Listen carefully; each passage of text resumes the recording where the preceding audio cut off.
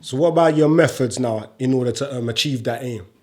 Because the critics, obviously I'm saying what the critics are saying. Some of the things I'm saying is through my own analysis, but I'm more trying to make it about what the general consensus out there is through my own little field research. Critics are saying that if that indeed is your intention to just debate and highlight certain things, then why are you so aggressive? Man are saying that you're aggressive with it and you're deliberately disrespectful by calling Prophet Muhammad a paedophile. I think is one of them. I've never called him a paedophile. I called him a child molester. There's a difference. Okay. So people have said paedophile and I've said child molester. Yeah. And like I said... So you want to elaborate on that? Yeah, because to molest a child, to molest one, is to have sexual relations with a child. Yeah? A paedophile will tell you that this is their sexual orientation to be attracted to young children. So a paedophile is attracted to young children. They'll see them walk on the street and be attracted to young children. Child molestation means you molested a child.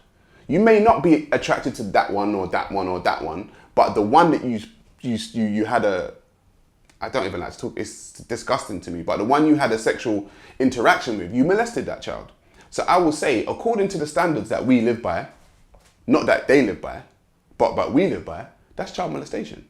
A 50-year-old man having sex with a 9-year-old girl is child molestation. By the standards that we live by.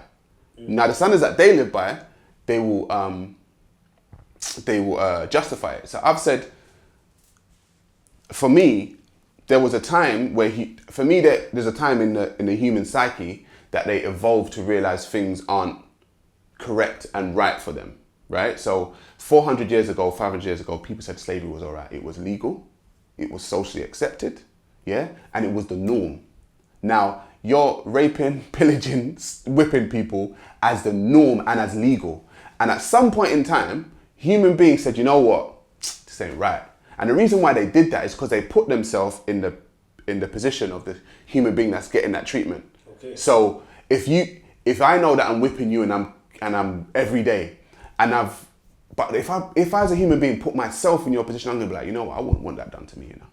That's inhumane because I would not want that. So then people start to say, you know what, these people are human. Yeah, they're not animals, they're human, you can't treat them like this. And people started saying, you know what, it's correct. Let's do away with that. It's a moral question, not a legal question. All things are legal, but are they morally right? Would you want it done to you? Do you get what I'm saying? So when I put myself, and I've said, when it comes to child molestation and that particular incident with Muhammad and Aisha, the 50-year-old, no one has put themselves in the position of a 9-year-old. No one. They've always justified it from the man's point of view. So no woman is putting themselves as a 9-year-old in that position saying, what must it be like for a grown man to enter a room to want to have sex with me and I'm only 9 years old? Do you get what I'm saying? And when you ask that question, then you'll start the moral cogs will start ticking your head and say, you know what? It's wrong.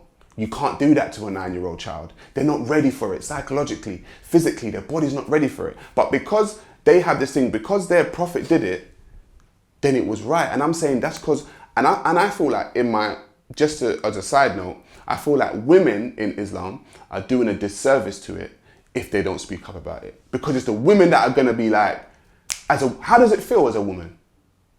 As a 9-year-old girl to have a man do that? Why are women not speaking up about this stuff? Because for me, that means you must be silenced.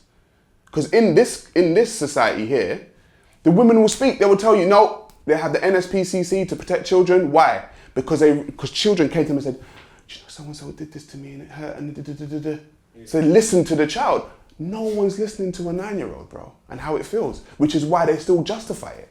So have you tried to have the debates, like you just saying, in the park? Yeah, I've said no one. The response is to dismiss what I've said. Sorry, bro. To dismiss what I've said, and just talk about what it was like back then. They say no, but back then it was this, and back then it was okay. And I'm like, back then it was okay for slavery too, though. Do you know what I mean? Back then it was okay. I'm not saying you didn't think it was okay, but we also one time thought slavery was okay. But we got smart and realized we can't treat another human being like that. So That's the kind of wall that I hit when I speak about that. I saying that now as well. You see, the type of mind, cause I've been thinking about that as well. Still, a 50-year-old man or 56 and a 9-year-old girl, and automatically when someone tries to present that as that's what's happened and it's cool, automatically I reject that in it, like automatically without even considering it. But then I try to, cause like me and you was talking earlier, man, I'm a chess player, innit? So I try to see where is the thinking coming from that would make a man like try and justify that, or what angle could they find to even try and justify it. So I start thinking to myself, how could they? I start thinking critically, innit? And follow steps of how they can justify it. Me myself ain't been able to find none still.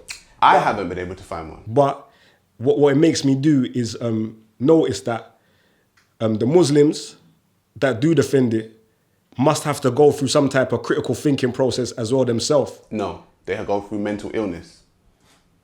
I'm telling you, it's a mental illness. When you have something that's presented in front of you, if I present a fact in front of you, and you dismiss it, you got mental illness.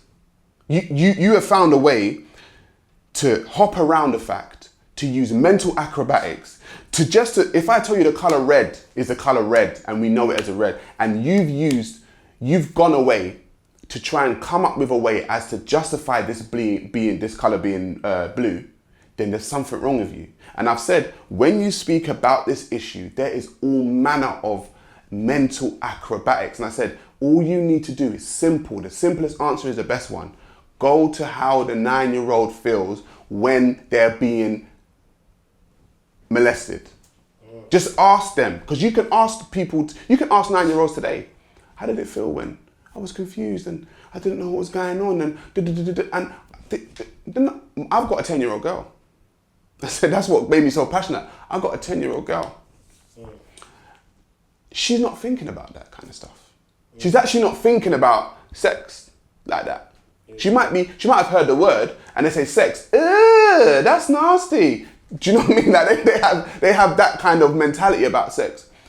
And someone tried to justify it with, 9-year-olds knowing, and I'm just saying, on my wedding night, on your wedding night, if you lot get married, when I'm with my woman, I want to know that I'm allowed, we're going to while out because it's that night, innit? It's that night, we just got married, we committed. And I'm thinking, what is on his mind on that wedding night and what is on her mind on that wedding night are two different things, bro. But he's now brought that 9-year-old into his world and what he's thinking, and she has no idea about it.